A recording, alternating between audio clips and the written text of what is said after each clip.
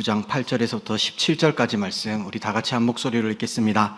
하나님이 노아와 그와 함께한 아들들에게 말씀하여 이르시되 내가 내 언약을 너희와 너희 후손과 너희와 함께한 모든 생물 곧 너희와 함께한 새와 가축과 땅의 모든 생물에게 세우리니 땅에서 나온 것들이 너희 것이 된다. 내가 너희에게 세우니 다시는 모든 생물을 홍수로 멸하지 아니할 땅을 멸할 홍수가 다시 있지 아니하니라. 하나님이 이르시되 내가 너희와 함께하리 모든 생물 사이에 이거부터 시험을 이것이니 내가 이르기를 쓰니 이치나 이상 사이에 언약을 이시니라. 내가 그를 부를 때 구름과 구름 속에 나타나며 내가 나와 너희와 및 육체를 가진 모든 생물 사이에 내 언약을 멸하니 다시는 물이 모든 육체를 멸하는 홍수가 되지 아니할지라. 무지개가 구름 사이에 있으리니 내가 보고 나 하나님과 모든 육체를 가진 땅의 모든 생물 영원한 언약을 기억하리라. 하나님이 노아에게 주시리되 너 땅에 있는 모든 생물 세운 언약의 증거실 이것이라 하셨더라. 아멘. 오늘도 영광스러운 예배 자리에 오신 여러분들을 주님의 이름으로 환영하고 축복합니다. 예배 가운데 세상이 줄 수 없는 하나님의 평강을 누리시기를 바랍니다. 성경은 하나님의 약속입니다. 우리를 향한 하나님의 약속. 그 약속은 우리에게 뭘 가져다 줍니까? 든든함을 가져다 줍니다. 그리고 성경에는 이런 하나님의 약속들이 담겨져 있습니다. 제가 지금 너무 든든합니다. 왜냐하면 지난주 때는 제가 일부 예배 때는 주보를 들고 가지 않았습니다. 그래서 광고 때 헛소리를 했습니다. 했고 2부 때는 주보를 들고 왔는데 지난주 주보를 들고 왔습니다. 그래가지고 이번 주에 원래가 있다고 또 헛소리를 했습니다. 그래서 3부 때는 주보를 들고 왔고요. 그리고 2부 때 또 성찬을 안 들고 와가지고 이렇게 성찬을 하는 척을 했습니다.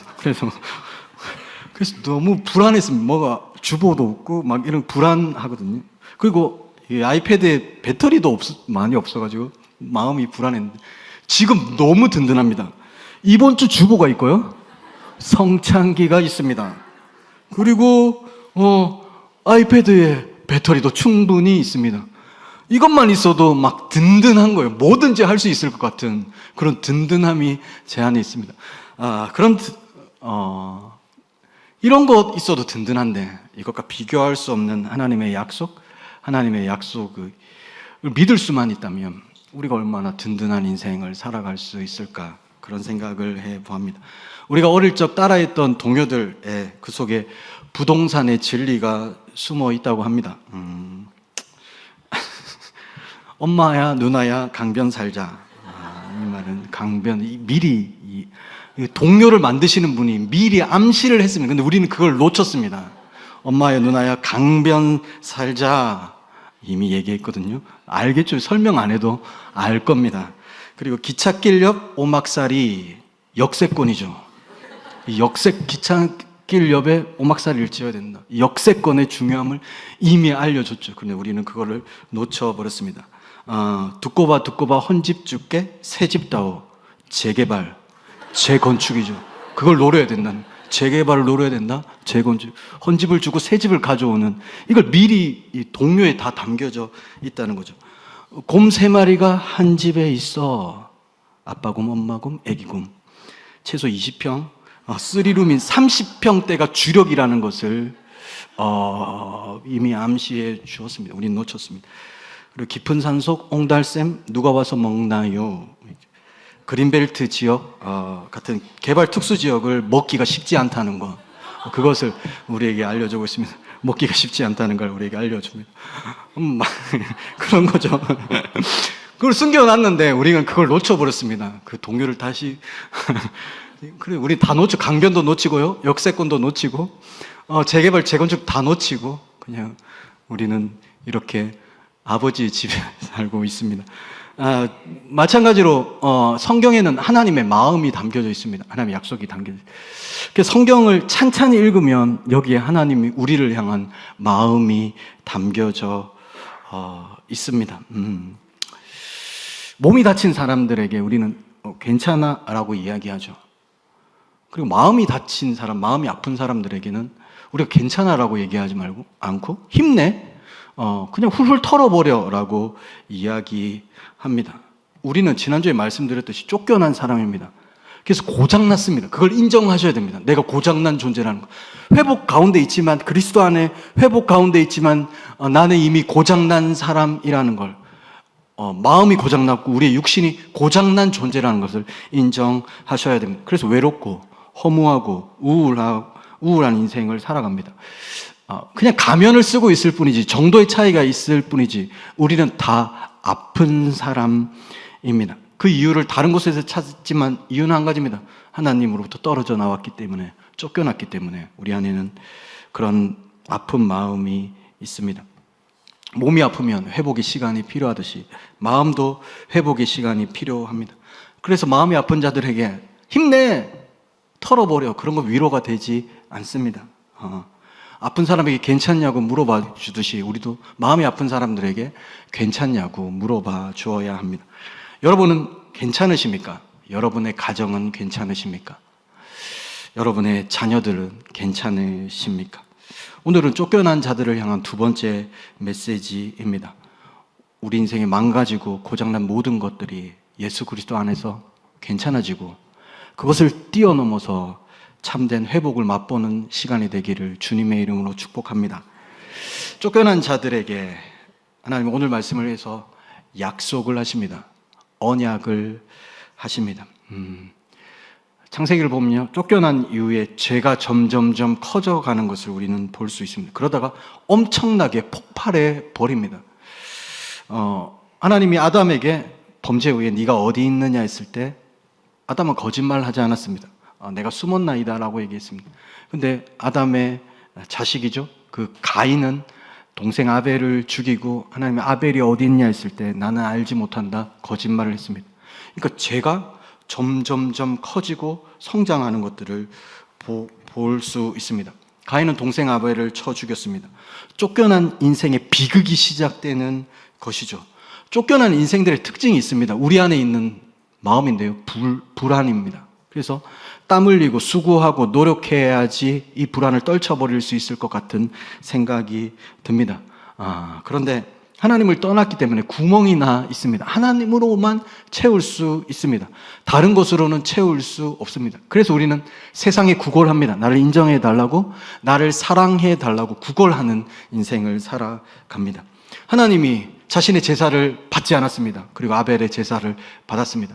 하나님이 아담에게 약속하셨거든요. 여자의 후손을 통하여 뱀의 머리를 짓밟을 거고 궁극적으로 승리할 거다. 여자의 후손의 약속을 주셨습니다. 가인은 자기가 여자의 후손이라고 생각했습니다. 여자 하와의 후손이라고 생각하고 나를 통해서 회복될 거라고 생각했을 것 같습니다. 그런데 하나님이 자신의 제사를 받지 않고 아벨의 제사, 동생 아벨의 제사를 받았습니다. 그래서 화가 났습니다. 동생이라도 죽여버리고 싶습니다. 망가진 것이죠. 그리고 창세기를 계속 가다 보면 계속해서 죄가 커집니다. 하나님 주신 기술과 하나님 주신 재능들로 악한 방식으로 사용하고 서로를 죽이고 자멸하고 조금만 있으면 그냥 끔찍하게 멸망해 버릴 세상으로 변해 갑니다. 죄악된 세상을 바라보십니다. 그 세상을 바라보시고 하나님께서 느끼셨던 감정이 있습니다. 그 감정을 성경은 기록하고 있습니다. 어떤 마음이었는지, 죄악이 가득 차고 망가지고 고장나서 서로를 죽이고 파멸로 치닫고 있는 모든 것이 엉망이 되어버린 그 세상, 그 인간을 바라보며 하나님이 어떤 감정을 품고 계셨는지가 성경에 기록되어 있습니다. 우리 창세기 6장 5절과 6절 말씀입니다. 우리 다 같이 한번 읽어보도록 하겠습니다. 함께 읽겠습니다.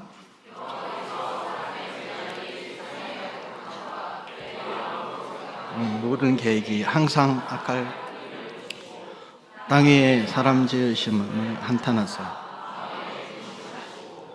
아멘. 여기서 마음에 근심하셨다라고 나와 있습니다.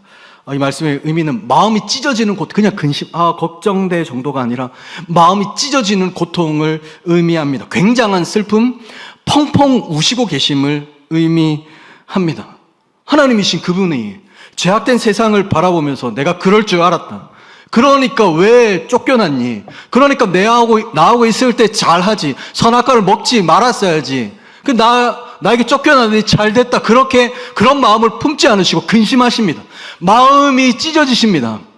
그 낙원에, 그 에덴 동산에 아담이 떠났던 날 하나님의 마음은 어땠을까요?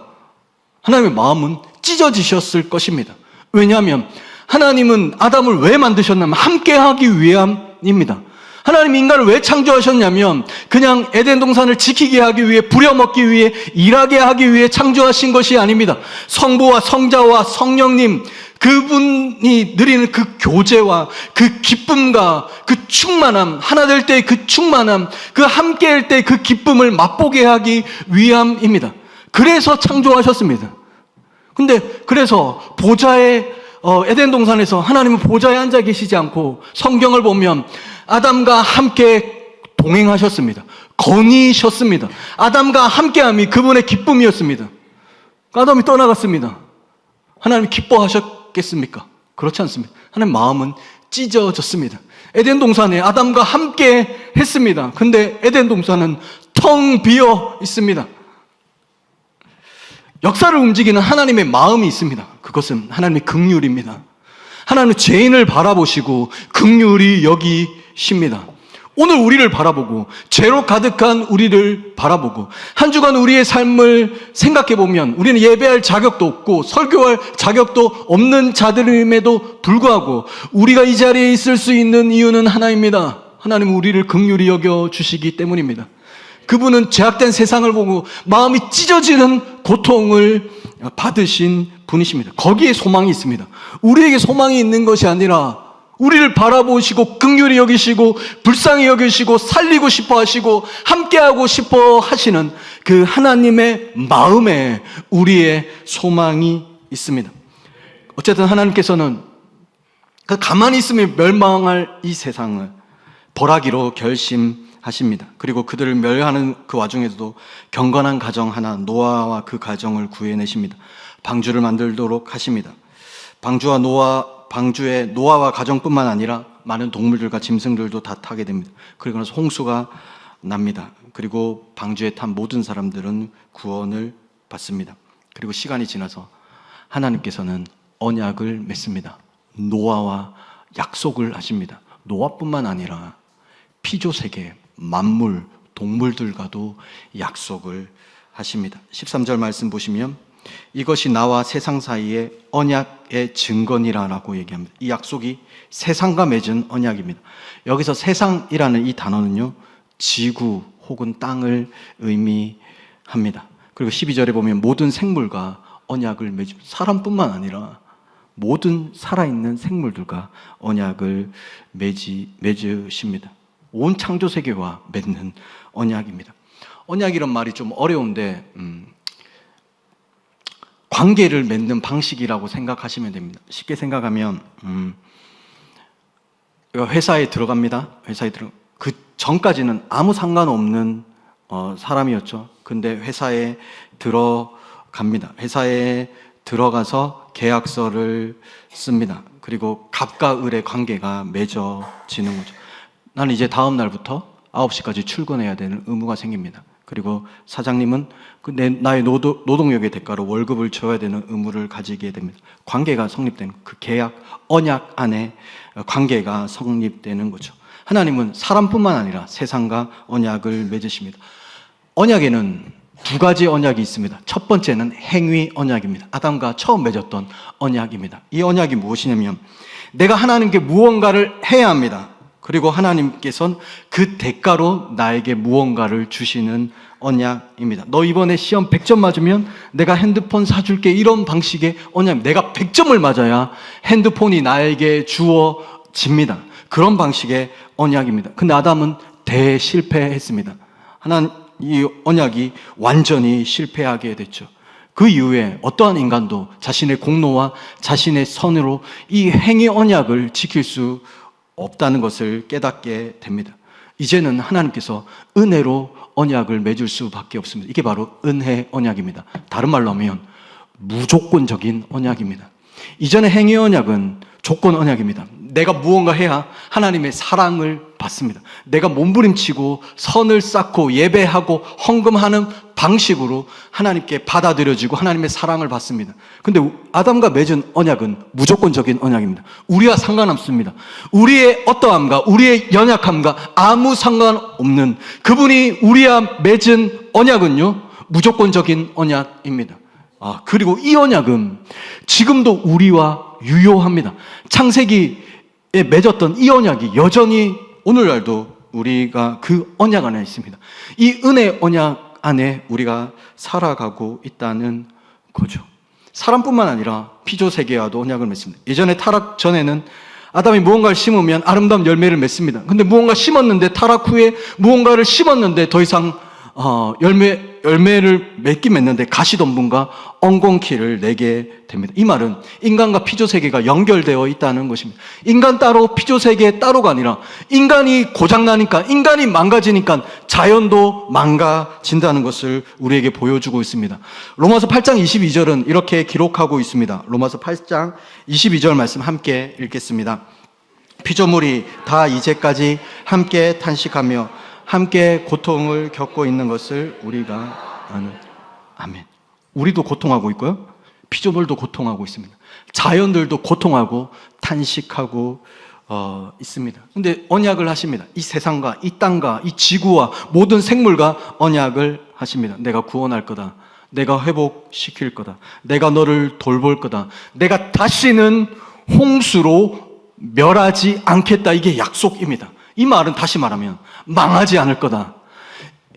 이제 다시는 너희는 망하지 않을 것이다는 하나님의 약속입니다. 내가 보존할 거고, 내가 돌보고, 내가 회복시킬 것이다. 내가 지구를 구원하겠다. 이거 인간의 손에 최종적으로 지구의 운명이 결정되도록 맡기지 않겠다. 내가 붙들겠다. 이 언약입니다. 이것을 믿는다면 우리는 세상의 이야기에 휩쓸리지 않습니다. 세상의 뉴스, 특별히 기후에 관한 뉴스를 보면 해수면이 점점점 상승하고 있습니다. 빙하가 녹고 있고요.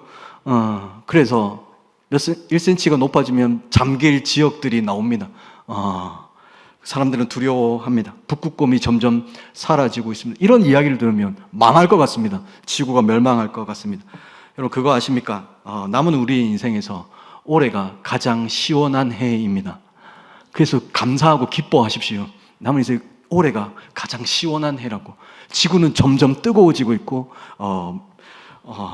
우리는 괴로워하고 있습니다. 25년 뒤에 기후변화로 사라질 음식들이 있습니다. 지금 많이 드셔야 됩니다. 25년 뒤에 먹고 싶어도 먹을 수 없습니다. 초콜릿 못 먹습니다. 지금 많이 이빨이 썩도록 드십시오.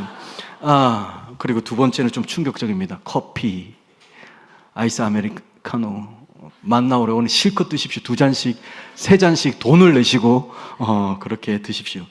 그리고 전복 없어집니다. 전복 버터구이 조개 없어집니다. 바지락 칼국수 없어집니다. 지금 많이 드십시오. 이런 거 보면 막 걱정이 되잖아요. 가만히 있다고 불안하고 지구가 망할 것 같아. 환경을 지켜야 돼 라고 얘기합니다. 인간은 지구를 멸망시킬 수 없습니다. 하나님이 지구를 멸망시킨다면 하나님이 멸망시킬 수 있습니다. 하나님이 약속하셨습니다. 이 모든 세계를 멸하지 않겠다고, 돌보실 거라고, 보존할 거라고, 궁극적으로 새하늘과 새 땅을 이룰 거라고, 바꾸실 거라고 말씀하셨습니다. 계시록 21장 5절에 보면 이런 말씀이 있습니다. 보좌에 앉으신 이가 이르시되 보라 내가 만물을 새롭게 하노라 라고 말씀하십니다. 여기 만물은 지구를 포함한 우주 전체를 가리키는 거죠. 하나님이 일하고 계십니다. 하나님은 다스리고 계십니다. 지금도 만물을 새롭게 하시는 중이십니다. 그래서 염려하지 마십시오. 모든 것들은 새롭게 될 것입니다. 그날에 새하늘과 새 땅이 될 것입니다.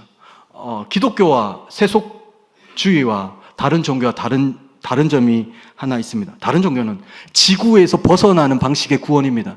열반으로 간다든지 다른 세계로 가는 구원입니다. 그러나 우리가 믿는 성경은 그렇지 않습니다. 새 하늘과 새 땅입니다. 여기요. 새 땅 지구입니다.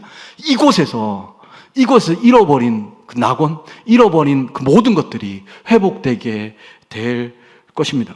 우리는 그날에 모든 것이 새로워지는 것을 보게 될 겁니다. 우리의 육신이 새로워지는 것을 보게 될 것이고 온 만물이 새로워지는 것을 보게 될 것입니다. 우리는 지금도 덜 오염된 세상으로 나라로 여행을 갑니다. 그리고 아름다워합니다. 와, 이렇게 아름다울 수 있을까? 그때 생각하셔야 됩니다. 오염되기 전에, 지금 오염됐는데도 이렇게 아름다운데 그 이전에, 오염되기 전에, 타락 전에 이 세상, 그리고 새하늘과 새 땅은 얼마나 아름다울까 생각하셔야 합니다. 우리가 상상하는 것 그 이상으로 우리의 상상과 비교할 수 없을 만큼 아름다운 새하늘과 새 땅이 우리 가운데 주어집니다. 우리 권사님들 보시면 지금도 정정하시고 예쁘시잖아요. 권사님을 보고 뭘 생각하냐면 지금도 이렇게 곱고 예쁘신데 다 권사님들입니다. 제가 권사님들이 여기 있습니다. 너무 아름다우시죠?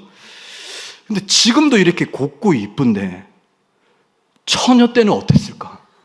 생각해 보는 거죠. 지금도 이렇게 이쁜데 처녀 때도 얼마나 이뻤을까라는 걸 생각하는, 마찬가지입니다. 오염된 이 세상도 이렇게 이쁜데, 산과 바다 이렇게 이쁜데 오염되기 전에 새하늘과 새 땅 얼마나 예뻤을까? 그걸 기대하십시오. 예수 그리스도 안에서 만물이 새롭게 될 것입니다. 지구는 망하지 않고 우리는 망하지 않습니다. 그리고 자연과 언약을 맺으시고 사람과 언약을 맺으십니다. 노아와 언약을 맺으십니다. 9절 말씀 보시면 내가 내 언약을 너희와 너희 후손과, 여기 우리가 포함됩니다. 너희요, 노아입니다. 그리고 너희 후손들, 우리입니다. 노아의 후손인 우리들도 이 약속 안에 있는 거죠. 인간과 언약을 맺습니다. 내가 홍수로 심판해서라도 인간들이 멸망하도록 두지 않겠다. 내가 지켜낼 것이다. 다시는 홍수로 멸하지 않겠다. 너희는 망하지 않는다. 너희는 절대로 망하지 않는다. 내가 너를 돌볼 것이고 내가 지킬 것이고 내가 너를 회복시킬 거라고 약속하십니다. 이 약속이 어떤 약속이냐? 무조건적인 약속입니다. 너의 어떠함과 아무 상관없는 너의 죄와 너의 연약함이 전혀 이 약속에 영향을 미치지 않는 은혜의 언약이고 무조건적인 언약입니다. 이 언약은 지금도 오늘도 우리에게 유효한 언약인 거죠. 그 언약이 우리 가운데 주어졌습니다. 그 언약 안에 우리의 인생이 있고요, 우리의 가정이 있고 우리의 교회가 있고 이 민족이 있습니다. 우리가 이 언약 안에 있다는 것을 믿는다면 든든한 거죠. 평강이 밀려오는 거죠. 내 눈앞에 보이는 현실을 바라보면 망할 것 같고 끝날 것 같고 소망이 없는 것 같은데, 현실을 바라보는 것이 아니라 눈을 들어 하나님의 언약, 그 무조건적인 언약을 바라볼 때 우리는 그때서야 평안을 누릴 수 있습니다. 그 언약 안에서 우리가 해야 할 것이 있습니다. 우리 5절 6절 말씀입니다. 창세기 6장 5절 6절 말씀입니다. 5절 6절 말씀 다 같이 함께 읽어보겠습니다. 내가 반드시 너희의 피 곧 너희의 생명의 피를 찾으리니 짐승이면 그 짐승에게서, 사람이나 사람의 형제면 그에게서 그의 생명을 찾으리라. 다른 사람의 피를 흘리면 그 사람의 피도 흘릴 것이니 이는 하나님이 자기 형상대로 사람을 지으셨습니다. 아멘. 너희가 누군가 피를 흘리겠다면 핏값을 찾을 것이다. 너도 피를 흘릴 것이다. 이 말은 무엇입니까? 너희는 하나님의 형상이다. 내가 너를 귀하게 여긴다는 거죠. 너희가 누군가를 대할 때 누군가를 죽였다면 그것은 지금부터 나를 향한 공격으로 간주한다. 모든 인간은 하나님의 형상이기 때문에, 그래서 나는 핏값을 물을 것이다 라고 이야기하는 거죠. 우리가 생각하기에 어떤 죄인이라도, 사이코패스고 어떤 죄인이라도 하나님의 형상이 심기어져 있습니다. 하나님은 사람을, 인간을 귀하게 여기신다는 거죠. 그래서 우리에게 필요한 건 아름다운 눈으로 봐야 됩니다. 하나님의 형상을 바라보는 훈련을 하셔야 됩니다. 내 옆에 있는 사람을 하나님의 형상으로 바라보는 훈련, 그것이 그리스도인들이 해야 할 일인 거죠. 하나님은 우리를 하나님의 형상으로 바라보십니다. 귀하게 여기신다는 거죠. 내가 볼 때는 못났고 내가 볼 때는 너무나 약한 존재이지만 하나님은 오늘도 우리를 하나님의 형상으로 귀하게 여기십니다. 그 은혜를 받았다면 우리도 내 옆에 있는 대상에게, 우리 가족에게, 우리 교회 식구들을 하나님의 형상으로 바라보는 훈련을 하셔야 됩니다. 하나님의 형상답게 말을 하셔야 됩니다. 함부로 말하지 말고 그 사람의 한 면만 바라보고 그 사람을 판단하고 그 사람에게 함부로 얘기해서는 안 된다는 거죠. 왜냐하면 그 사람은 하나님의 형상이고 귀한 존재이기 때문이죠. 그래서 함부로 얘기해서는 안 됩니다. 하나님의 형상에 걸맞는 얘기를 하셔야 합니다. 말이 입힌 상처는 칼이 입힌 상처보다 깊습니다. 저는 전도사 때 어떤 학생이 했던 그 말이 아직도 기억이 남고 아직도 따끔거립니다. 전도사님은 너무 찬양을 못하는 것 같아요 라는 말입니다. 그게 아직도 기억이 남습니다. 10년이 지났는데 그 말이 지워지지가 않습니다. 아픈 거죠. 그리고 한 친구가 제가 인사를 했는데 기분 나쁘니까 가세요. 내가 아무것도 안 했는데 그냥 인사했는데 지금 자기가 기분 나쁘고 가라고 했던 그 친구의 표정과 그 친구의 얼굴이 아직도 기억에 남습니다. 아픈 거죠. 나 하나님의 형상인데 하나님의 형상을 무시했습니다. 우리는 그 훈련을 하셔야 됩니다. 우리의 가족을 하나님의 형상으로 바라볼 수 있는 그런 연습을 하셔야 됩니다. 어떤 사람들 미술관에 그림을 봐도 1시간 바라보는 사람이 있습니다. 찬찬히 바라보는 거예요. 그러면서 이것도 이쁘고 저것도 이쁘고 내가 발견하지 못한 이런 것들이 있구나라고 생각하는 거죠. 감명 깊은 영화는 10번도 우리가 보지 않습니까? 볼 때마다 새롭습니다. 인간도 마찬가지입니다. 인간은 10번 혹은 20번, 100번 이상 볼 수 있는 볼만한 가치가 있는 존재입니다. 주님의 마음으로 사람을 보십시오. 그러면 하나님의 형상을 발견할 수 있습니다. 우린 다 죄인입니다. 거기서 거기입니다. 노아를 보십시오. 노아도 죄인입니다. 당대 가장 의로운 자, 의로움 1입니다. 근데 노아도 나중에 보면 죄를 짓습니다. 방주에 보면 누가 탔을까요? 노아의 가족이 탔습니다. 그리고 동물들이 탔습니다. 또 누가 탔습니까? 죄가 탔습니다. 노아 안에 죄가 있기 때문이죠. 그 방주 안에 죄가 있습니다. 그래서 저는 방주 안에서도 부부싸움을 했다고 생각합니다. 완전하지 않다고. 인간의 의로움으로는 구원받을 수 없습니다. 하나님이 구해 주셔야 합니다.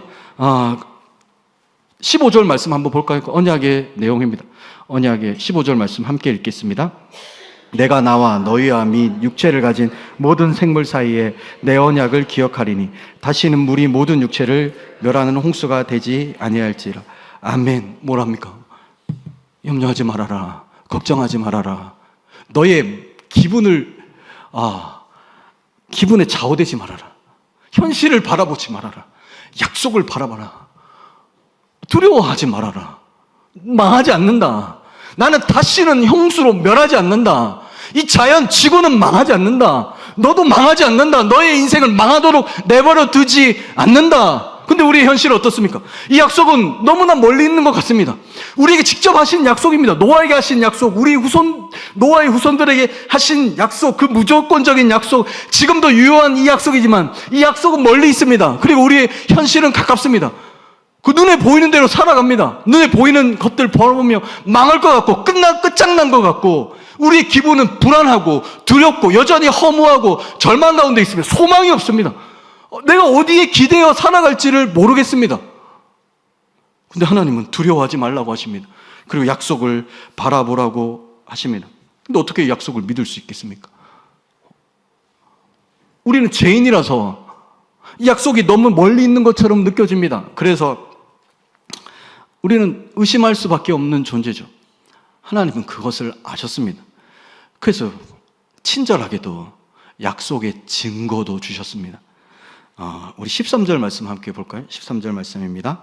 내가 내 무지개를 언약의 증거. 아멘. 16절 말씀도 한번 읽겠습니다. 무지개가 육체를 가진 땅의 모든 생물 영원한 언약을 기억하리라. 아멘. 현실을 보면 망한 것 같고 망가진 세상을 봅니다. 지구를 바라봐도 곧 망할 것 같습니다. 그래서 소망이 없습니다. 그럼에도 불구하고 우리가 약속을 믿을 수 있는 이유는 뭐냐면 증거를 주셨기 때문입니다. 증거가 뭡니까? 무지개요. 최근에 언제 보셨습니까? 무지개가 있습니다. 무지개를 볼 때마다 이 약속을 떠올리셔야 합니다. 이 약속, 이 무조건적인 약속, 우리는 망하지 않나 라는 것을 떠올리셔야 합니다. 무지개의 배경은 구름입니다. 성경을 보면 13절, 14절, 16절 보면 구름이 계속 등장합니다. 구름 속에 무지개가 있는 거죠. 우리 구름 생각하면 뭉게구름, 아름다운 구름 생각할 수 있겠지만 노아와 그 당시에 사람들에게 구름은 어떤 존재냐면 구름을 딱 보면 무엇을 떠올리면 홍수가 떠오릅니다. 트라우마죠. 구름이 있으면 날씨가 흐리면 또 비가 내리지 않을까? 홍수가 내리지 않을까? 그들은 분명히 두려웠을 겁니다. 근데 구름 속에 무지개를 주셨습니다. 구름이 오면요, 먹구름이 아니더라도 구름은 태양을 가리기 때문에 구름이 오면 흐려지고 어두워집니다. 사람들은 두려워했겠죠. 또 홍수가 오지 않을까 생각을 했을 겁니다. 근데 구름 속에 무지개가 있습니다. 우리 인생에 때론 구름 끼는 흐린 날이 찾아옵니다. 때로 그것을 뛰어넘어 먹구름, 금방이라도 폭우가 쏟아질 것 같은 먹구름의 인생을 살아갈 때도 있습니다. 그러나 그것이 영원하지 않을 거고 하나님 구름 속에 무지개를 두셨습니다. 그 구름 안에, 그 고난 안에도 하나님의 은혜가 있다는 것을 우리는 기억하셔야 합니다. 지금 먹구름 한가운데 있는 분이 계실지도 모르겠습니다. 이 먹구름이 언제 지나갈까 생각하는 분도 있을 것입니다. 근데 하나님은 이 고통은 언젠가 끝날 거고 그 뒤에는 맑은 날이 올 것입니다. 하나님 그 모든 고통을 사용하셔서 가장 좋은 무언가를 이루어낼 것입니다. 오늘 설교 제목은 맑음, 흐림, 아름다운 언약입니다. 지난주에 있어 악동 뮤지션, 제가 홍보 대사는 아니고요. 기쁨, 슬픔, 아름다운 마음이라는 찬양이 아니죠. 가요가 있습니다. 거기 이런 가사가 있습니다. 기쁨 뒤에 슬픔이 오는 건 아름다운 마음이다 라고 얘기합니다. 기쁘지만은 않다고 인생이. 기쁨 뒤에 슬픔이 온다고. 근데 그게 아름다운 마음이라고 얘기합니다. 이별이 그만큼 슬프게 다가온 건 뭐냐면 그만큼 그 사람과 기뻤기 때문입니다. 그래서 그만큼 슬픈 거죠. 인생은 맑은 날만 있지 않습니다. 흐린 날도 있는 거죠. 햇빛 뒤에 그늘이 있는 건 사랑스러운 모습이다. 가사에서 얘기합니다. 햇빛이 있는 날이 있고 구름이 있는 날이 있습니다. 흐린 날도 화창한 날도 시린 날도 끼우고 나면 다 퍼즐이 될 거라고 얘기합니다. 선교사님 자녀죠. 어떤 내용입니까? 이보다 더 좋을 수는 없어. 이거 뭡니까? 토부. 하나님 보시기에 좋았더라. 이보다 좋을 수는 없다. 슬픈 날, 흐린 날도 화창한 날, 시린 날도 끼우고 나면 다 퍼즐될 거야. 하나님을 사랑하는 자, 그 뜻대로 부르심을 입은 자들에게는 모든 것이 합력하여 선을 이루느니라. 때로는 우리가 들고 있는 우리에게 주신 퍼즐이 있으면 고난의 퍼즐, 너무 모양도 이상하고 나에게 어울리지 않고 이게 고통입니다. 이해가 되지 않습니다. 아무 쓸모없는, 나 인생에 이 고통이 아무 쓸모없다고 느껴질 때가 있을 겁니다. 이게 왜 나에게 주어져서 아무 쓸모짜기도 없는 이 퍼즐, 이 고난의 퍼즐 들고 눈물 흘리며 고통스러운 날을 보낼 수도 있습니다. 근데 믿으셔야 합니다. 그리스도 안에 있다면 모든 것이 합력하여 선을 이룹니다. 언젠간 알게 될 겁니다. 이 고난의 퍼즐이 끼고 나면 아름다운 그림이 될 거란 것을 깨달을 날이 반드시 오게 될 것입니다. 이게 그리스도인 삶입니다. 고난의 퍼즐 들고 원망하고 이거 왜 주셨냐고 하는 게 아니라 믿는 거죠.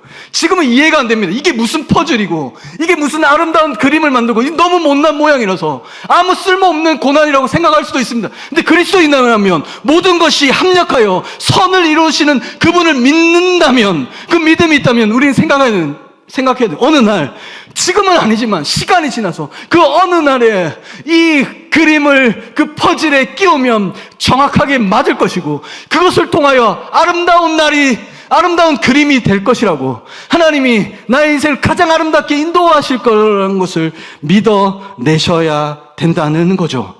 구름 속에 무지개가 있습니다. 14절 말씀 보면 이런 표현이 있습니다. 내가 구름으로 땅을 덮을 때라는 거죠. 이 표현이요, 이 표현이 정확하게 누가복음 23장 44절에 똑같은 표현이 나옵니다. 누가복음 23장 44절 말씀 함께 읽겠습니다. 때가 제6시쯤 제9시까지 계속. 아멘. 온 땅에 어둠이 임하여, 이 단어가 구름으로 땅을 덮을 때라는 같은 단어입니다. 같은 표현입니다. 뭘 의미하죠? 온 땅이 어둡게 되었습니다. 언제입니까? 예수님이 십자가에 못 박힐 때입니다. 하늘이 어두웠습니다. 대낮인데도 불구하고 온 땅에 구름이 임하고 온 땅이 어두워졌습니다. 마치 먹구름이 온 세상을 가리는 것처럼 그분의 십자가에서 앞에서 어두움이 임했습니다. 그 앞에 있던 제자들과 예수님의 어머니 마리아의 입장에서는 그날이 인생 최악의 날이었을 것입니다. 그의 인생이 가장 흐린 날이고 가장 시린 날이었을 것입니다. 근데 우리는 알고 있습니다. 내 생각으로는 최악의 날이지만, 그들은 최악의 날이라고 생각했지만 그 고통스러운 날 때문에 우리가 구원을 받을 수 있었다는 걸 우리는 잘 알고 있습니다. 그 어둠은 영원하지도 않고 구름도 영원하지 않고 먹구름도 영원하지 않습니다. 그 모든 것을 사용해서 무지개를 들이우실 것입니다. 맑음, 흐림, 아름다운 언약입니다. 그 흐림 뒤에 아름다운 언약이 있다는 것을 우리는 기억해야 합니다. 무지개는 평화를 상징합니다. 그리고 무지개라는 단어가 활이라는 단어입니다. 무지개를 보면 활처럼 생겼죠? 활처럼 생겼죠. 활은 정말 강력한 무기입니다. 인간은 죄를 지었고요, 마땅히 하나님의 진노와 심판을 받아야 하는 존재입니다. 노아 입장에서는 또 홍수를 내리지 않을까 늘 걱정하고 염려할 수밖에. 구름만 끼면 그는 불안했을 것입니다. 그날의 악몽이 떠올랐을 것입니다. 우리가 죄를 지으면 우리 여전히 죄로 가득한데 하나님께 또 심판하지 않을까? 근데 구름 속에 무지개가 있습니다. 하나님의 언약의 증거가 있습니다. 무지개가 땅에 드리워졌다는 건 뭘 의미합니까? 하나님께서 그 활을 내려놓으셨다는 것을 의미합니다. 내가 무기를 내려놓겠다. 내가 너희와 평화의 조약을 체결하겠다. 난 너에게 약속하겠다. 무조건적인 언약이다. 이 활을 나는 내려놓겠다라고 얘기합니다. 그리고 그 활의 방향이 어디를 향하고 있습니까? 그 활의 방향이 하늘을 향하고 있습니다. 그래서 무지개가 있는 거죠. 무지개가 이렇게 생겼다면 우리는 아무 소망이 없습니다. 우리를 향하겠다는 거죠. 무지개가 땅을 향하고 있었다면, 땅으로 향하는 모양이었다면, 그 활이 땅을 향하는 모양이었다면 우리는 아무 소망이 없습니다. 근데 하나님이 약속하시고요, 하늘을 향할 수 있도록, 그 화살이 하늘을 향할 수 있도록 무지개를 보여주십니다. 그 무지개를 보여주실 때마다 우리는 생각할 수, 그 언약, 우리를 지키고 우리를 보호하시고 우리를 회복하시고 우리를 살리시고 우리를 구원하시는 하나님의 언약을 떠올려야 합니다. 성경에서 화살, 성경에서 검색해보면 수십 개가 나옵니다. 그 활과 화살을 언제나 하나님의 진노와 하나님의 심판을 상징합니다. 대표적으로 신명기 32장 23절 말씀입니다. 32장 23절 말씀 우리 다 같이 한번 읽어보겠습니다. 내가 제 싸우며 내 화살이 닿을 때까지. 아멘. 하나님 심판하실 때 언제나 활을 들고 화살이 닿을 때까지, 얼마나 화가 나셨으면 화살이 닿을 때, 화살을 닿을 때까지 쏘을 거다. 내가 심판의 화살을 쏘을 거다. 성경에 수없이 많은 표현들이 있습니다. 놀랍게도요, 하나님께서 화살을 쏘으신다는 이 표현이 메시아가 화살을 맞는다는 표현에도 등장합니다. 시편 38편은요 메시아 시편입니다. 장차 메시아가 이 땅 가운데 어떤 일을 할 것인가를 나타내는 시편인 거죠. 시편 38편 1절 말씀입니다. 1절 2절 말씀 우리 다 함께 읽어보겠습니다. 주의 노하심으로 나를 책망, 주의 분노하심으로 나를 징계하지 마. 주의 화살이 나를 찌르고 주의 손이 나를 심히 누르나이. 아멘. 예수님의 이야기입니다. 메시아. 주의 화살이 나를 찌르고 있다고. 메시아를 향하고 있다고. 그 화살이 하늘을 향하고 있다고. 마땅히 땅을 향해야 되며 죄인을 향해야 될, 우리를 향해야 될 그 진노의 심판의 화살이 하늘을 향하고 있습니다. 예수 그리스도를 향하고 있습니다. 그래서 메시아가 그 하나님의 진노와 심판의 화살을 맞으셨습니다. 시편 45편 4절도 이렇게 이야기하고 있습니다. 함께 읽겠습니다. 왕의 화살은 날카로워 왕의 원수의 염통을 뚫으니 만인이 왕의 앞에 엎드려지는도다. 이것도 메시아 시편입니다. 왕의 화살이 날카로워 왕의 원수 예수 그리스도를 상징합니다. 하나님의 아들이신 그분입니다. 근데 그분은 죄를 뒤집어 쓰셨습니다. 우리를 대신해서 원수의 자리에 있습니다. 하나님께 버림받은 자리에 있습니다. 그 원수의 염통을 뚫었습니다. 그 화살이 그 예수 그리스도 하나님의 아들 그 염통을 뚫었다고 성경은 예언하고 있습니다. 이 예언이 정확하게 이루어집니다. 염통이 뚫렸다는 이 표현도 신약 성경에 나와 있습니다. 요한복음에 보면 이런 식으로 나타납니다. 요한복음 19장 34절 말씀입니다. 우리 함께 읽겠습니다.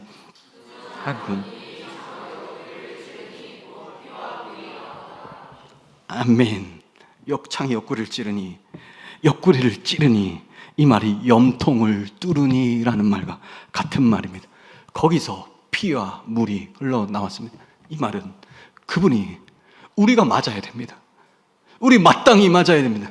하나님의 심판과 저주의 화살, 그 끔찍한 화살을 우리의 염통을 뚫고 우리가 그 진노의 화살을 받고 영원히 멸망해야 할 존재인데 하나님은 노아의 후손들 우리에게 언약을 하시고 그 언약을 지키시기 위해 나는 너를 살리겠다. 나는 너를 회복시킬 거다. 너희는 망하지 않을 거다.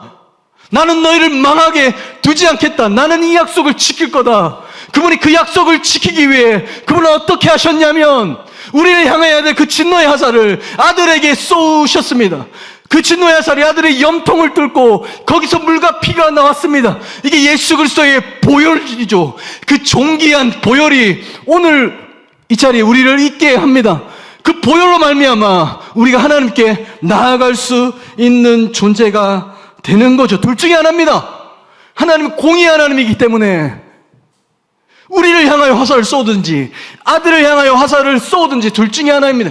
근데 하나님은 선택하셨습니다. 우리를 살리기로, 우리를 회복시키기로. 왜? 약속하셨기 때문에. 무조건적인 약속, 인간의 어떠함과 전혀 상관없는 내가 하겠다, 내가 지킨다, 내가 너를 살릴 거다, 너희는 절대로 망하지 않거다, 이 지구도 망하지 않을 거라는 그 약속을 지키기 위해 하나님 우리들 대신하여 그 아들의 옆구리에 심판의 화살을 꽂아 넣으셨습니다. 그분이 이 땅 가운데 오신 것은 화살을 쏘기 위함이 아니라 화살을 막기 위해 이 땅 가운데 오셨습니다. 우리가 마땅히 받을 모든 진노와 저주를 대신 당하십니다. 우리가 어떻게 약속을 믿을 수 있습니까? 이 약속이 유효합니까? 우리 현실은 아닌 것 같은데요, 목사님. 현실은 망할 것 같은데요. 다 끝장난 것 같은데요. 지구도 망할 것 같고요. 우리에게는 소망이 없는 것 같거든요. 이 약속은 하나님이 망하지 않겠다는 이 약속은 우리가 너무 동떨어져 있는 것 같은데요 라고 물으신다면 하나님의 무지개를 보십시오. 언약의 증거를 보십시오. 그 화살을 보라고. 그 화살의 방향이 어디를 향하고 있냐고. 우리를 향했다면 우리는 소망 없습니다. 그냥 이 땅에 그냥 최선을 다해서 잘 먹고 잘 살고 즐기다가 실컷 즐기다가 그냥 멸망 받으시면 됩니다. 근데 우리가 소망이 있는 건 그 화살의 방향이요 하늘을 향하고 있다고. 거기에 우리의 소망이 있습니다. 내가 너희와 언약한다. 난 너희와 약속한다. 홍수로 멸하지 않을 거다. 너희는 망하지 않을 것이다. 너의 기분을, 너의 현실에 속지 마라. 너희는 망하지 않는다. 망하는 것 같은 느낌이 들어도 그건 너의 느낌이고 너의 느낌을 신뢰하지 말고 약속을 바라봐라. 이 약속 안에 내가 너희를 품고 있다. 이 약속은 너희는 약속을 어길 수밖에 없고 약속을 지킬 능력은 너에게 없지만 나는 약속을 지키는 신실하신 하나님이다. 나는 약속을 지킬 능력을 가지고 있다. 힘을 가지고 있다. 그 약속 안에 너희가 있다. 나는 이 약속을 지키기 위해서 나는 가장 사랑하는 아들 예수 그리스도를 향하여 그 심판의 화살을 쏘았다.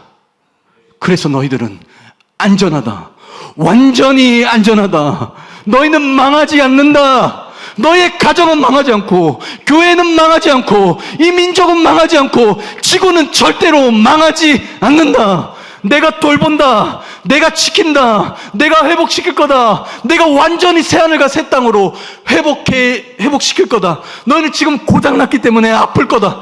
그러나 두려워하지 말라. 염려하지 말라. 세상이 너에게 들려주는 그 약속에 흔들리지 말고 불안해하지 말라. 너희들은 이 약속 안에서 너희는 완전히 안전하다라고 이야기하고 계십니다. 빠르게 적용하겠습니다. 3가지입니다. 첫 번째 적용입니다. 두려워하지 말고 지금 하고 있는 일을 기쁨으로 감당하십시오. 흔들리지 말고 오늘 나에게 주신 일을 사명으로 여기고 기쁨으로 이 땅에서 우리의 할 일을 하십시오. 지구의 종말이 온다면 한 그루의 사과나무를 심겠다. 누가 했던 말입니까? 우리는 다 우리나라 사람만 스피노자가 했다고 얘기합니다. 왜냐하면 예전에 경향신문 칼럼에서 그 사람이 스피노자로 하는 그 이후로 우리나라만 스피노자가 했다고. 스피노자는 그런 말을 한 적이 없습니다. 없거든요. 다른 외국의 사람들은 전부 다 루터가 했을 거라고 얘기합니다. 확실하진 않지만 루터가 했을 거라고 얘기합니다. 루터가 이 얘기를 했다면 신뢰가 됩니다. 왜냐하면 지구는 망하지 않으니까. 안 그루에 나무를 심는 마음. 세상을 볼 때 다 망할 것 같은 이 세상 한가운데 사과나무를 심는 거죠. 그 약속을 바라보는 거죠. 이 언약을 바라보는 거죠. 세상은 다 힘들다. 먹고 살기 힘들다. 망했다. 이 나라도 망하고 경제도 힘들고 우리에게 소망이 없다. 지구는 멸망할 것이다. 라는 이야기가 들려오지만 아니다. 우리는 이 약속 안에서 여전히 안전하다. 나는 현실을 믿고 살아가는 사람이 아니라 약속을 믿고 살아가는 사람이다. 그래서 정성을 다해서 오늘 내가 할 수 있는 한 그루의 사과나무를 심는 것인 거죠. 의미를 찾으셔야 됩니다. 우린 삶의 의미를 잃어버렸습니다. 열심히 땀 흘리는데 그냥 러닝머신 위에서 뛰는 것 같이 전혀 조금도 나아가지 않는 느낌이 우리 가운데 있습니다. 제가 군대에 있을 때 레이더병이었습니다. 잠시 했습니다. 아무 설명도 없습니다. 그냥 앉아 있으라고 얘기합니다. 그 화면이 있는데 그 레이더를 바라보고 앉아 있으라. 그냥 보기만 해라. 이거 뭡니까? 설명도 없습니다. 그리고 30분에 한 번씩 이 버튼을 누르면 그 화면이 출력될 것이다. 그것을 모아놨다가 퇴근해라고 얘기했습니다. 저는 하루 종일 퇴근해라고 제가 안 돼. 죄송합니다. 그리고 퇴근을 했습니다. 그렇게 됐습니다. 왜냐면 저는 망가진 존재이기 때문에 퇴근을 했습니다. 그리고 뭘 하는지도 모르고 멀뚱멀뚱 그 화면을 바라봤습니다. 그러던 어느 날 사단장님이 오셨습니다. 지휘 통제실로 오셨습니다. 뚜벅뚜벅 걸어오셨습니다. 저에게 질문했습니다. 이 화면에 보이는 막 잔상들이 일어났군요. 이게 뭐냐고 물었습니다. 저는 모릅니다. 라고 대답할 수 없습니다. 숨 막히는 그 시간 가운데 저는 그것이 파도라고 얘기했습니다. 근데 넘어갔습니다. 은혜로 넘어갔습니다. 근데 알고 봤더니 파도는 아니고 잔상이었습니다. 무의미한, 제일 힘들었습니다, 저는. 그냥 하루 종일 그것만 바라보고 있는 거예요. 30분에 한 번씩 이걸 출력하는, 그런 하루하루를 살았는데 너무너무 힘들었습니다. 무의미한 거죠. 파도인지 잔상인지도 우리는 구분할 수 없는 자입니다. 의미를 찾는 거죠. 아담이 몇째 날 창조되었습니까? 6째 날인 거죠. 에덴 동산이 있습니다. 6째 날. 아담은 그 모든 것을 선물로 받았습니다. 아담이 씨를 심었습니까? 물을 줬습니까? 아무것도 한 것이 없습니다. 그냥 선물입니다. 온 만물이 아담을 위해 준비한 선물입니다. 아담은 그냥 조건 없이 공짜로 이 모든 것을 받았습니다. 천지창조를 아담이 한 게 아닙니다. 선물 받았을 뿐인 거죠. 그리고 아담에게 동산지기의 사명을 맡기십니다. 그리고 타락 이전에 아담은 기쁨으로 그 일을 감당했습니다. 선물인 거죠. 아담에게 선물인 거죠. 하나님이 온 우주를 보존하시고 돌보시고 책임질 수 있습니다. 이 지구를. 근데 하나님은 우리에게 맡기셨습니다. 우리의 직업을 통해서 여러 가지 일을 통해서 그건 선물이죠. 우리가 잘나서 주어진 게 아니라 선물입니다. 그래서 의미 있는 인생을 살려면 먹고 살기 위해 일하는 인생이 아니라 하나님의 영광을 위하여 그 하나님의 온 만물을 새롭게 하시는, 사람을 살리시는 그 하나님의 사명 안에서 다시 한번 우리의 직업을 생각하셔야 됩니다. 그냥 무의미하게 먹고 살기 위해 일하는 인생이 아니라 선물로 받았기 때문에, 나에게 모든 주신 것들이 선물이기 때문에 그냥 나 잘 먹고 잘 살기 위해 땀 흘리는 인생이 아니라 그것을 뛰어넘어 사람을 살리고 그 만물을 새롭게 하시는 그 하나님의 은혜 안에서 기쁨으로 이 일을 감당하셔야 합니다. 교회일 뿐만 아니라 직장도 선물입니다. 나를 통해 하실 일이 있습니다 하는 그 일로 우리를 초대하십니다. 기쁨으로 그 사명을 감당하십시오. 두 번째, 죄인을 볼 때 하나님의 형상으로 보셔야 합니다. 최악의 인물을 보고도 하나님의 형상을 찾으십시오. 내가 생각하는 최악의 인물 한 명 떠올리십시오. 저 말고요. 그 한 명을 떠올려서 계속 한 주간 저 사람 안에도 하나님의 형상이 있을 거라는 마음으로 탐구하시고 바라보시고 찾아내십시오. 그런 방식으로 살아가십시오. 그리고 여러분이 생각하는 최상의 인물을 떠올리십시오. 존경받을 만한 최상의 인물 떠올리셨습니까? 그 사람을 바라보고 그보다 더 위대하신 예수 그리스도를 바라보십시오. 은혜로 그 사람이 대단한 것은 그 사람이 대단해서가 아니라 그 뒤에 덮여있는 하나님의 은혜를 보십시오. 가족을 볼 때 하나님의 형상을 바라보는 훈련을 하십시오. 연습하십시오. 그게 천국입니다. 천국 갈 준비하십시오. 하나님의 형상으로 가득한 그 모든 것이 새롭게 될 그날에 가기 전에 지금 훈련하십시오. 지금 아름다운 말을 하십시오. 지금 칭찬의 말을 하십시오. 하나님 형상에 걸맞는 말을 하십시오. 마지막 세 번째입니다. 무엇보다 예배하십시오. 그분을 바라보십시오. 어지러운 뉴스 안에서 세상의 이야기에 흔들리지 말고 그분을 바라보십시오. 정치인에 달린 거 아닙니다. 이 땅의 기술에 달린 거 아닙니다. 하나님께 달려 있습니다. 언약을 기억하시고 예배를 하십시오. 쫓겨난 인생 망할 것 같지만 그 무조건적인 언약, 나의 어떠함과 상관없는 그 하나님의 언약을 바라보며 예배하십시오. 창세기 6장 8절에 이런 말씀이 있습니다. 그러나 노아는 여호와께 은혜를 입었더라. 그 인류 중에 유일하게 한 사람입니다. 여호와께 은혜를 입었습니다. 여호와께 은혜를 입었다라는 이 말을 더 정확하게 번역하면요, 노아는요 하나님의 눈에 있는 은혜를 발견했다는 말입니다. 유일하게 한 사람. 하나님이 이 세상을 바라볼 때 화가 났을 거라고 생각합니다. 왜냐하면 죄이기 때문에, 서로를 죽이고 망가진 이기 때문에 언제나 하나님은 화가 났을 거라고 생각합니다. 노아는 이 언약 안에 있었기 때문에 하나님의 눈에 있는 하나님의 긍휼을 받았습니다.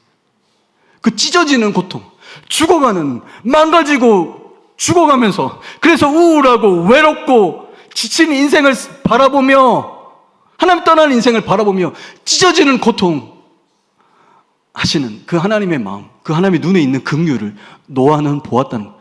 예배는 뭐냐면 그 하나님의 눈을 보는 거죠. 우리를 향하여 은혜로 우리를 바라보시고 어떻게든 살리려고, 어떻게든 회복시키려고, 내 아들을 죽여서라도 살리고 회복시키고 그 망가진 모든 것을 고치고 싶은, 우리를 긍휼히 여기시고 우리를 불쌍히 여기시고 우리를 살리고 싶은 그 하나님의 긍휼요, 그 긍휼의 눈을 우리가 그리스도 안에서, 이 예배 안에서 발견하는 거죠. 수많은 구약의 수많은 믿음의 사람들이 기도, 하나님, 67편, 시편 67편 1절 말씀 한번 읽어볼까요? 67절 1절 말씀 함께 읽겠습니다. 하나님은 우리에게 은혜를 베푸사 복을 주시고 그의 얼굴빛을 우리에게, 아멘. 수많은 사람 하나님의 얼굴을 구합니다. 얼굴을 보면 우리는 기분을 알 수 있습니다. 당신의 얼굴빛을 내게 비춰주십시오. 이 말은 뭐냐면 나는 당신의 웃는 얼굴을 보고 싶다는 겁니다.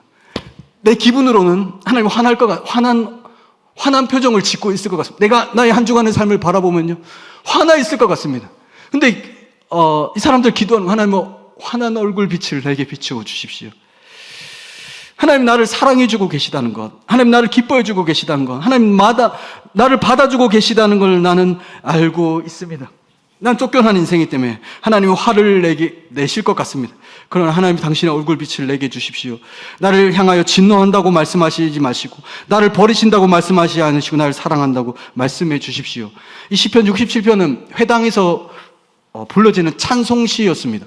예수님도 주일이면, 안식일이면 회당에 가서 예배를 드렸겠죠. 이 찬양의 시를 불렀을 거라고 생각합니다.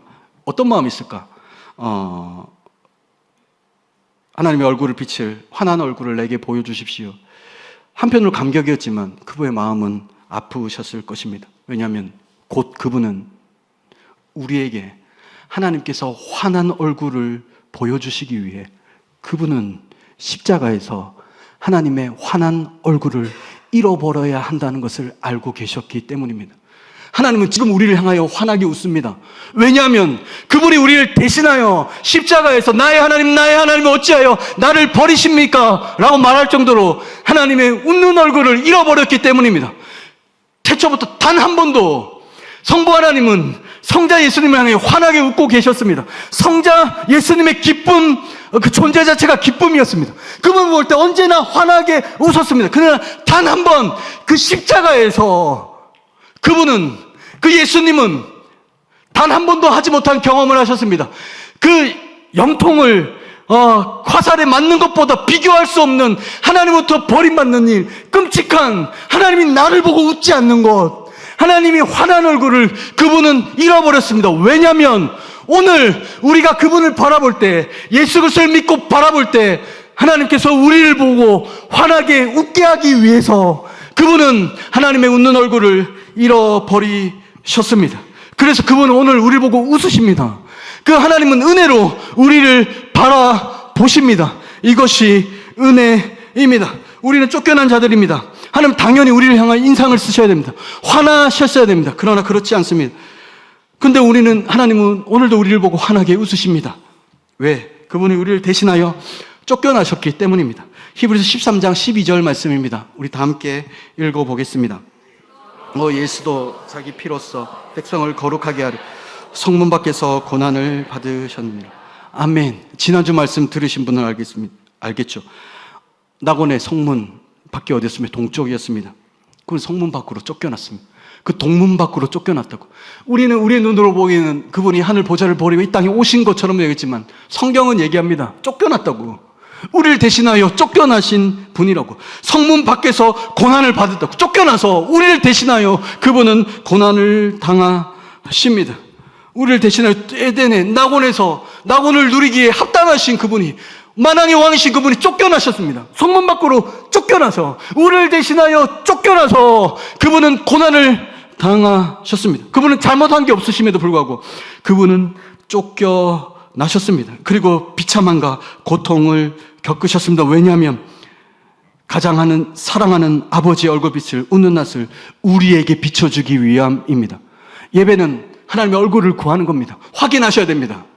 하나님의 웃는 얼굴을요, 그분의 눈에 담긴 은혜를요, 노아가 봤던 하나님의 은혜요, 하나님의 긍휼요, 불쌍히 여겨주시는 그 마음요, 우리를 살리기 위해, 망가진 우리를 고치기 위해 오늘도 안타까운 마음으로 우리를 바라보시는, 에덴 동편으로 쫓겨난 인생을 바라보며 마음 찢어지는 고통으로 우리를 바라보시는 그 하나님의 긍휼의 눈, 그래서 예수 그리스도께서 우리를 대신하여 화살에 맞으심으로 오늘 우리를 향하여 환하게 웃고 계시는 하나님의 얼굴을 경험하셔야 합니다.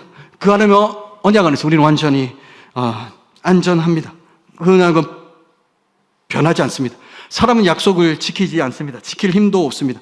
사람은 변합니다. 우리 자녀들도 변합니다. 어릴 때 평생 할 효도 다 한 것 같습니다. 천사가 악마가 되는 시간은 그렇게 오래 걸리지 않습니다. 우리는 그것을 경험해요. 다정했던 그녀도 언젠가는 변하게 됩니다. 목사님, 누구와 결혼해야 됩니까? 이런 이야기를 자주 듣습니다. 어떤 사람과 결혼해야 되냐면, 내가 어떠한 모습일지라도 기복 없이, 변함 없이 나를 마주할 수 있는 사람이 최고의 사람입니다. 그것이 사랑입니다. 그것이 하나님의 사랑입니다. 우리의 어떠함과 상관없이 오늘도 그분은 우리를 향하여 환하게 웃으십니다. 우리를 대하실 때, 예수님이 우리를 대신하여 모든 고통을 당하셨기 때문에 하나님은 웃으십니다. 변함없습니다. 이 약속은 여전히 우리에게 유효합니다. 이 약속이 우리의 인생을 돕고 우리의 가정을 돕고 우리의 교회를 돕고 우리 민족을 돕고 온 우주를 돕습니다. 그 약속 안에서 우리는 완전히 편안합니다. 온 우주를 지배하는 힘은 두 가지 있습니다. 하나는 중력입니다. 모든 만물을 땅으로 끌어다니는 힘입니다. 우리는 중력에 이끌려 땅에 이끌려 살아갑니다. 또 다른 힘이 있습니다. 은혜의 힘입니다. 그건 끌어올리는 힘입니다. 온 세상이 우리를 끌어내립니다. 망하게 합니다. 그러나 우리는 은혜로 사는 존재입니다. 은혜 위에 은혜로 사는 존재입니다. 그분이 우리를 끌어올리십니다. 그분이 우리를 살리십니다. 그분이 우리를 새롭게 하시는 거죠. 벚꽃이 벌써 다 졌습니다.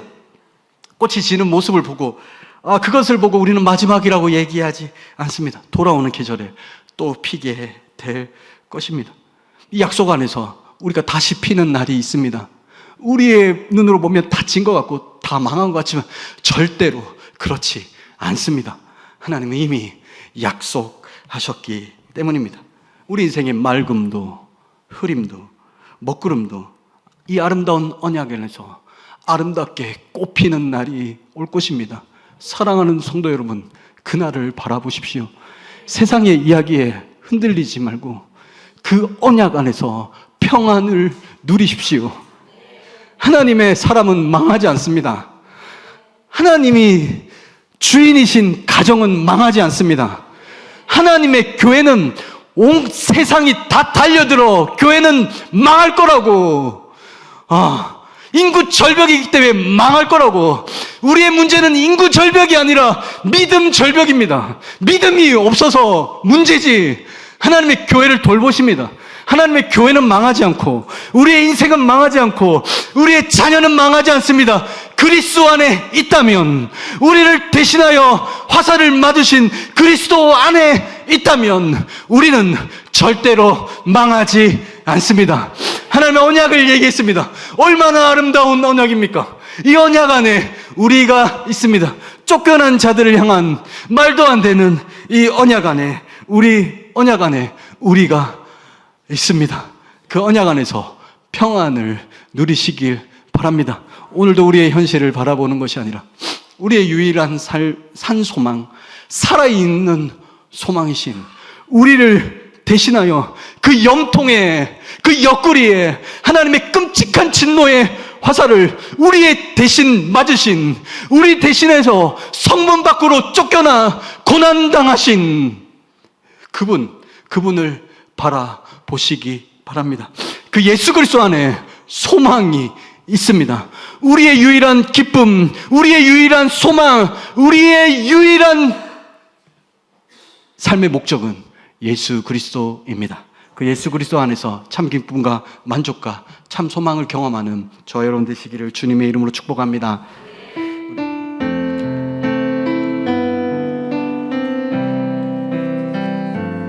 깊은 절망의 수렁 가운데 주님께 닿을 수 없더니 어두운 밤중에 하늘을 향해 주의 이름 나 부를 때 어둠을 뚫고 오신 주 사랑 나의 절망 거두셨네. 아멘. 주님의 공로 다 이루셨네. 주 예수 나의 산소망 누가 주의 자를 따라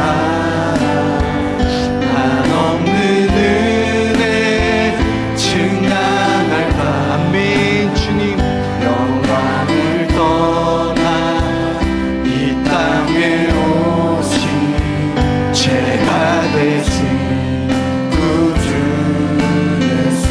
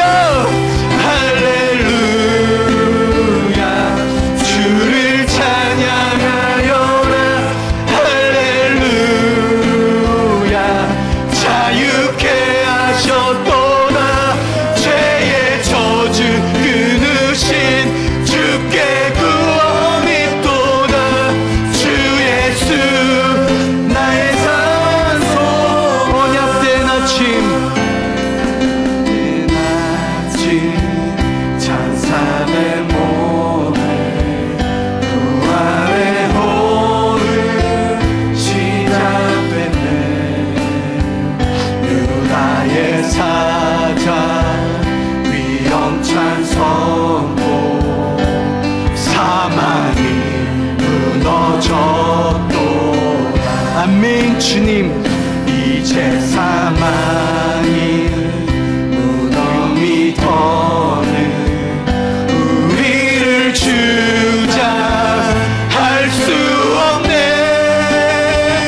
유다의 사자 위협찬 보여 사망이 무너졌도다. 사망이 무너졌도다. 주 예수 승리하셨네. 할렐루야 할렐루야. 주를 찬양하여라. 할렐루야. 자유케 하셨도다. 죄의 저주 끊으신 주께 구원이 있도다. 주 예수 나의 산소. 할렐루야 할렐루야. 주를 찬양하여라. 할렐루야. 자유케 하셨도다. 죄의 저주 끊으신 주께 구원이 있도다. 주 예수 나의 산소만. 아멘. 이 시간 오늘 주신 말씀 기억하며 기도했으면 좋겠습니다. 우리는 하나님의 이 무조건적인 언약 안에 있습니다. 그래서 우리는 망하지 않습니다. 우리의 가정은 망하지 않습니다. 우리의 교회는 망하지 않습니다. 이 지구는 망하지 않습니다. 세상의 이야기에 속지 말고 하나님의 언약을 붙들고 살아갑시다. 우리 인생의 그 맑은 흐림, 구름, 먹구름과 같은 그날 그 모든 것들, 지금은 고통이고 지금은 힘듦이지만 그 구름도 영원하지 않습니다. 모든 것이 합력하여 선을 이루는 날이 올 것입니다. 하나님, 그 퍼즐이 아름다운 그림이 되는 날이 올 것입니다. 그래서 기도했으면 좋겠습니다. 하나님, 우리에게 믿음을 주십시오. 예수님을 믿는 믿음을 주십시오. 언약을 믿는 믿음으로 살아갈 수 있도록 은혜를 베풀어 주십시오. 세상에 들리지 않고 하나님의 언약 안에서 평안을 누리며 살아갈 수 있도록 은혜를 베풀어 달라고 우리 사랑하는 주님 앞에 함께 기도하시겠습니다. 주님